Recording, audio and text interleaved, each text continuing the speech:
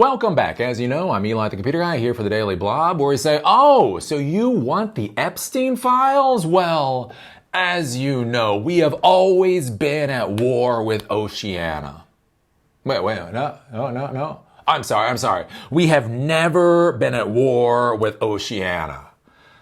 Who's Oceania? Were you young? Were you young adult, American young adult? You remember reading 1984 and they started talking about these wars with Oceania? You're like, who the hell's Oceania? I thought it was made up. I honestly thought Oceania was a made up word back in the day. But apparently Oceania is like Australia and New Zealand. So the idea is that we had either always been at war with Australia and New Zealand or never been at war with Australia or New Zealand.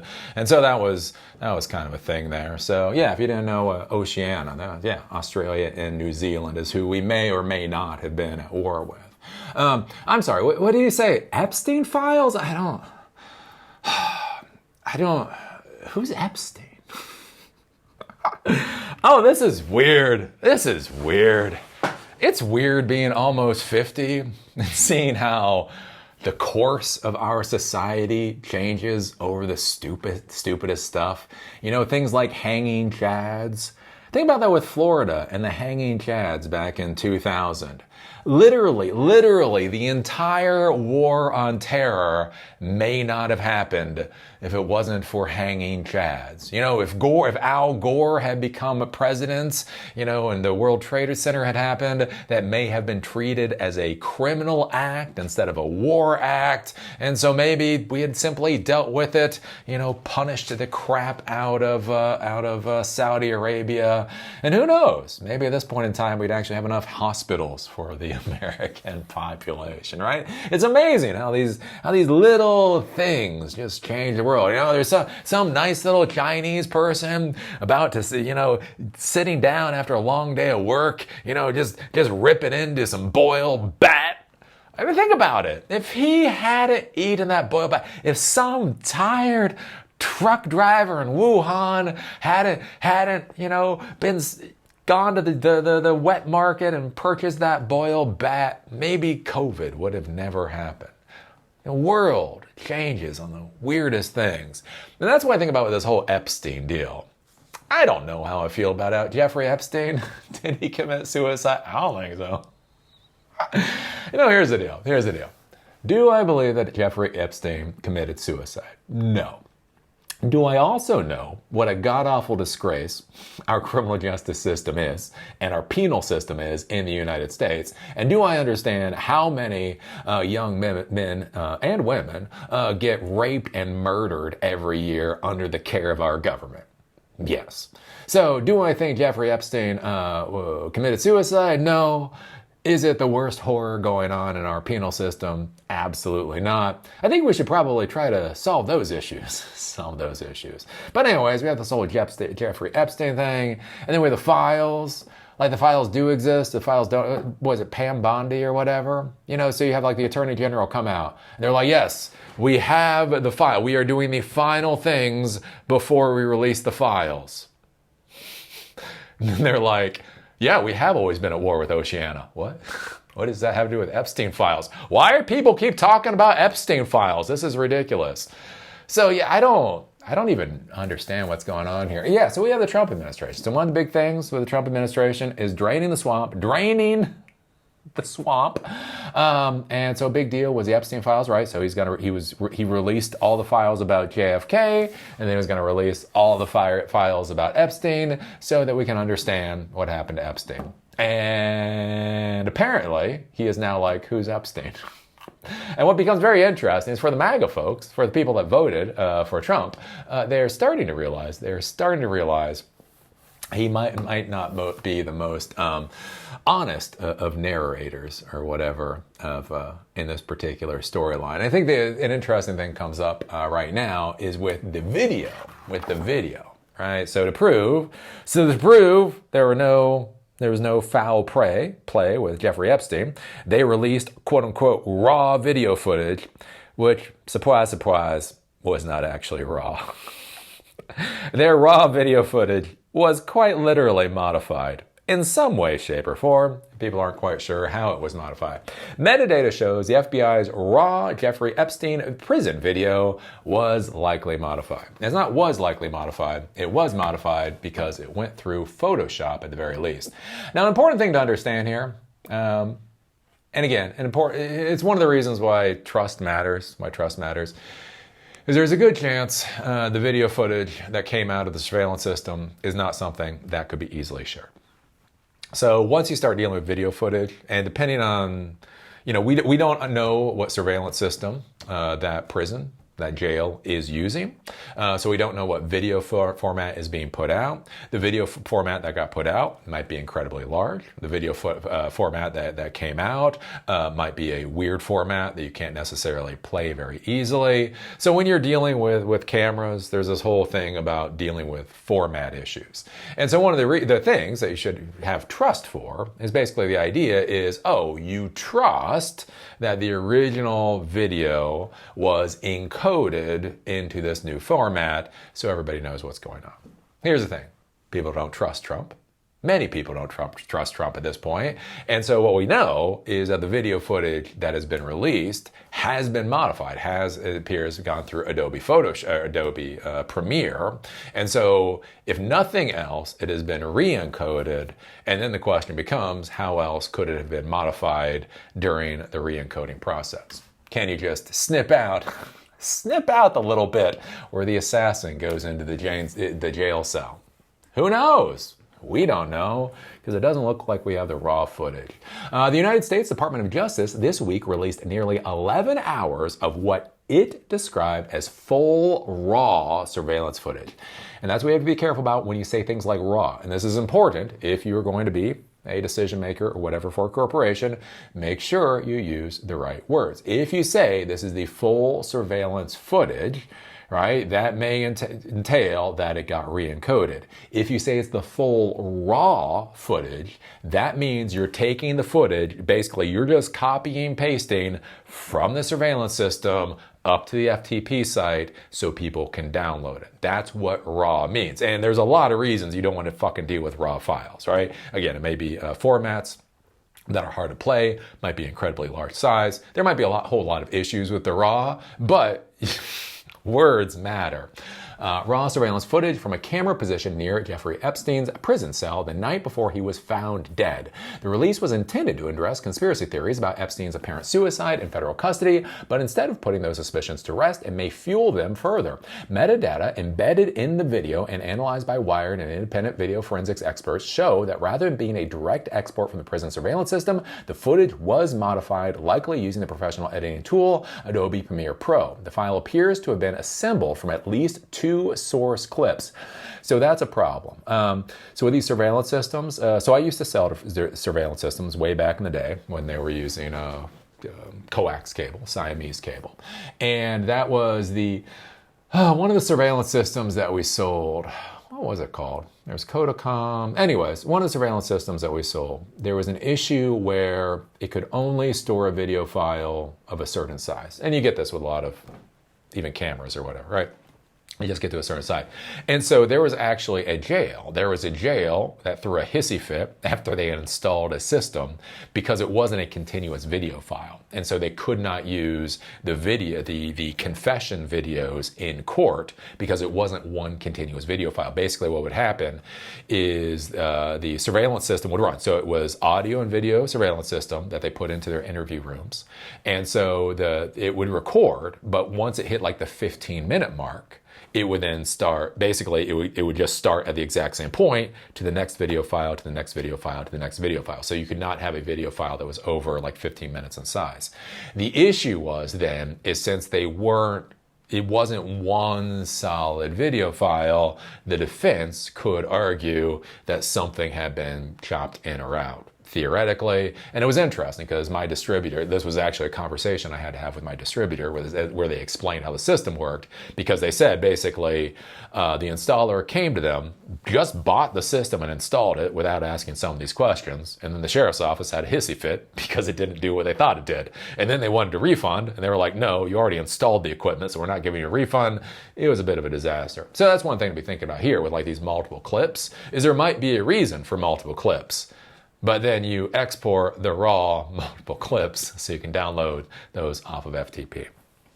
Anyways, export from 2 source clips, saved multiple times, exported, and then re-uploaded to the DOJ's website, where it was presented as raw footage. So if you had 2 clips and they've been connected together, that definitely is no longer raw. Experts caution that it's unclear what exactly was changed and that the metadata does not prove deception manipulation. The video may have simply been processed for public release using available software with no modifications beyond stitching together 2 clips. But the absence of a clear explanation for the processing of the file using professional editing software complicates the Justice Department's narrative. In a case already clouded by suspicion, the ambiguity surrounding how the file was processed is likely to provide fresh fodder for conspiracy theories. And so this is one of those things that you need to be thinking about, especially if any of my viewers actually work for government agencies.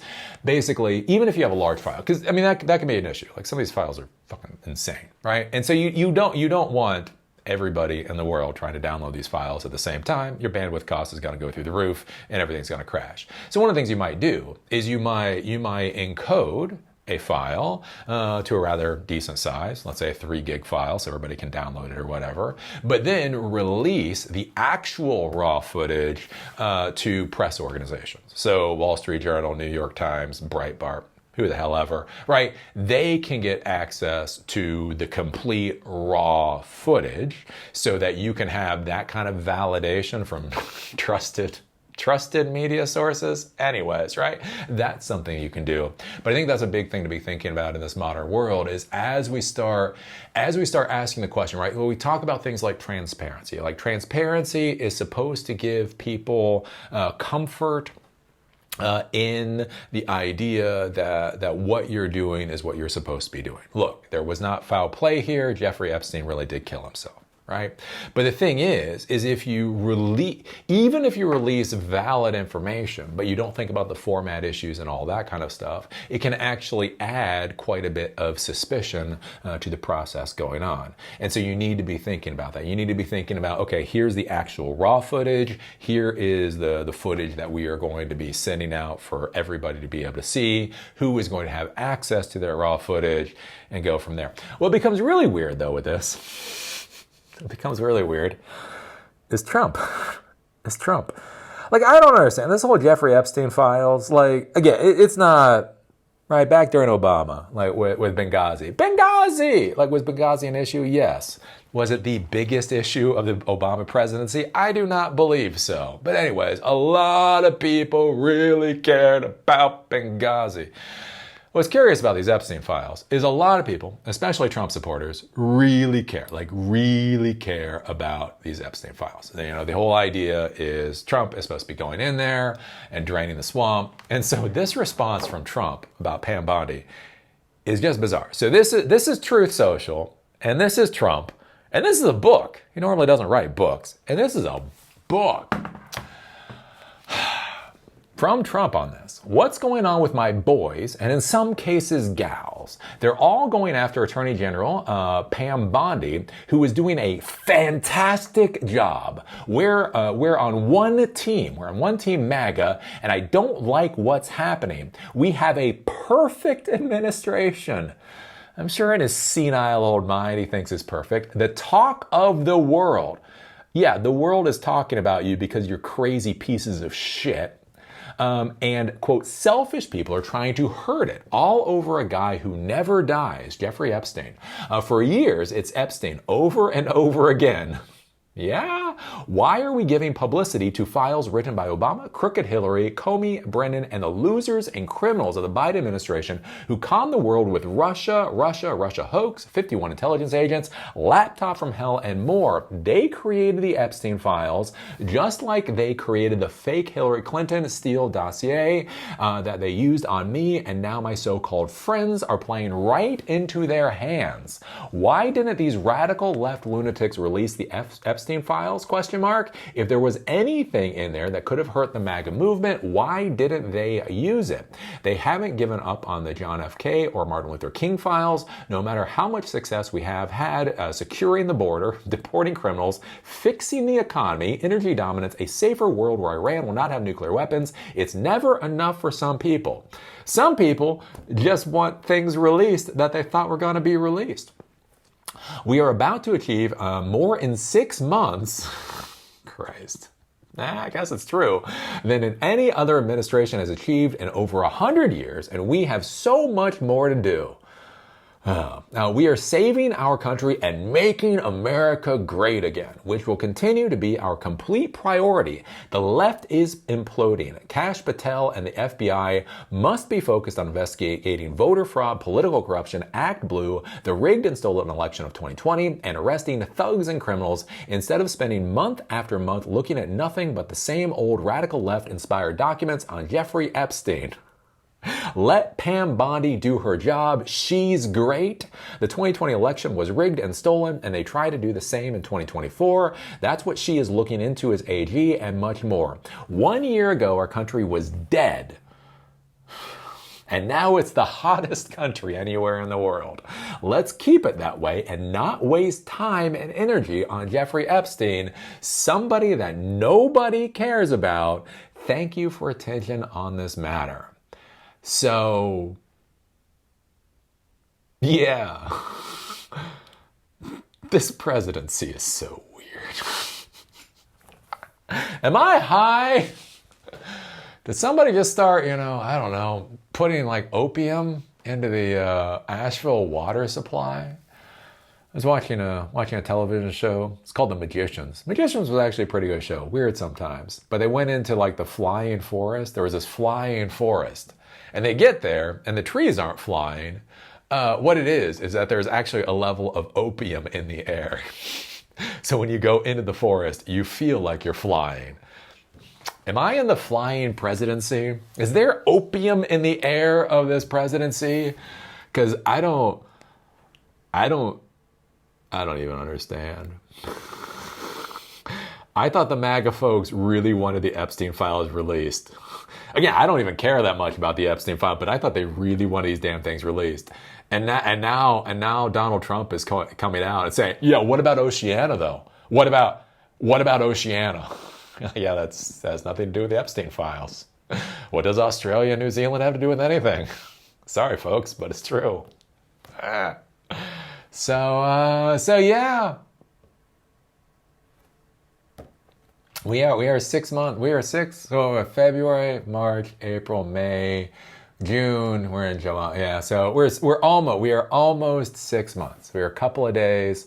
We are 7 days shy of 6 months of this presidency. We have 3.5 more years to go. He thinks he's doing well, and we've got 3.5 more years of this insanity.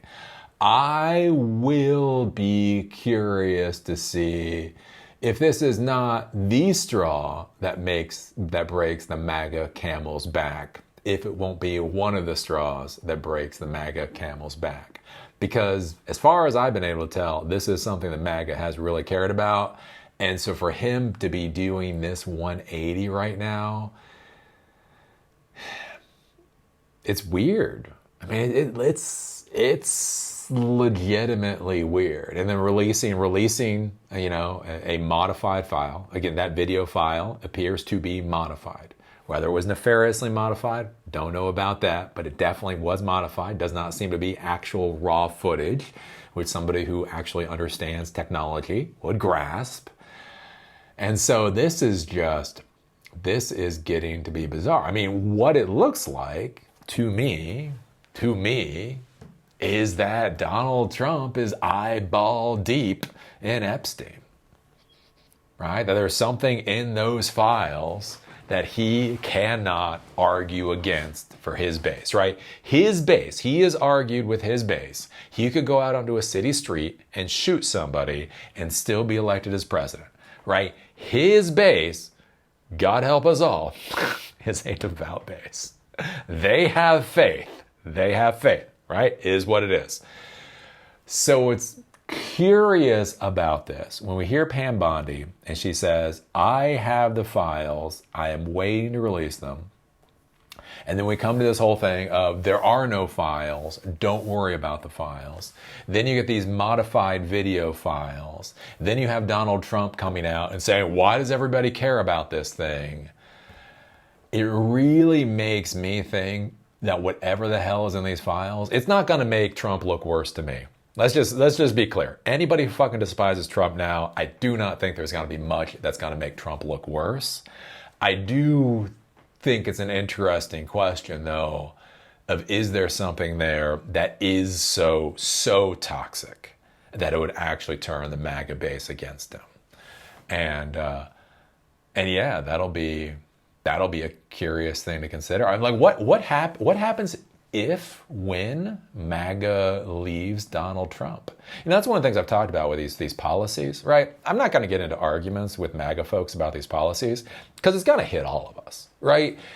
Insane trade policy is insane trade policy. It fucking affects all of us. You know, whether you care about socialized medicine or whether you care about privatized medicine, when you're talking about 200% tariffs on pharmaceuticals, that screws everybody, right? Whether you're blue hair or red hat, 200% tariffs on pharmaceuticals screws everybody. Like when you start looking at these disasters that are happening in the United States, you know, Helene hitting in North Carolina, the floods hitting in Texas, the floods hitting in New Mexico. Here's the deal, right? The people clean up from the floods in Texas and New Mexico and even still here in North Carolina, right? Whether they're red hats or whether they're blue hairs, right? They have to buy lumber to replace their houses, right? Trump's tariffs on all these Canadian things. Right now he's talking, I don't know, whatever, 30%, right? There's a 30% tariff now coming in on Mexican stuff and 30% tariff coming in on European stuff. There's some, I don't know, he's doing some retaliatory tariff against Canada. I can't even keep up with it. But here's the thing. Whether or not we should be buying so many softwoods from Canada is a question. That is a legitimate policy question. How much of things like softwood should we buy from other countries? The fact of the matter is the supply chain that's been set up for 2 decades at this point in time has us buying a shit ton of wood out of Canada. So whether you're a red hat or whether you're a blue hair, when you're rebuilding your house after a disaster that FEMA isn't going to pretend to support you on anymore, you know, the cost of the supplies going into the house is going to be a hell of a lot more right now. Right? It's gonna hit everybody, whatever the hell your thought on globalization is. And so I do wonder, is what happens in a year or two if MAGA leaves Trump? What happens if we have Trump, as we know Trump in office, as his support base falls apart? What in the hell does that look like? But anyways, that goes a bit far afield. Something to ponder. Foreshadowing. Wah, wah, wah, wah, wah. Wah, wah, wah, wah, wah. Anyways, that is something to worry about in another year and a half. So what do you think about this with the video files being modified in some fashion and being foisted off as quote-unquote raw? In the organizations you work for, the companies that you work for, how would you deal with a data release? Have you thought about how you would do that, especially with things like video files where they may be large files, there might be compatibility issues, those types of things? Have you considered that? What do you think about this Donald Trump, right? He's all worried about Oceania now. Why is nobody worried about Oceania? Why is everybody like Epstein, when Oceania's over there? I don't know. Put your thoughts down below. Remember, whether it's a thumb up, a thumb down, an awesome comment, or a horrible comment, it's a modern world of social media. All that matters is the interaction. If you actually like normal, sane human interactions, if you go to silicondojo.com, we are doing fireside chats. Basically bringing in real technology professionals, founders, business owners, investors, all those types of things to talk about the real world of technology. So think about going over to silicondojo.com to sign up to be part of those Zoom sessions. And with that, see y'all later.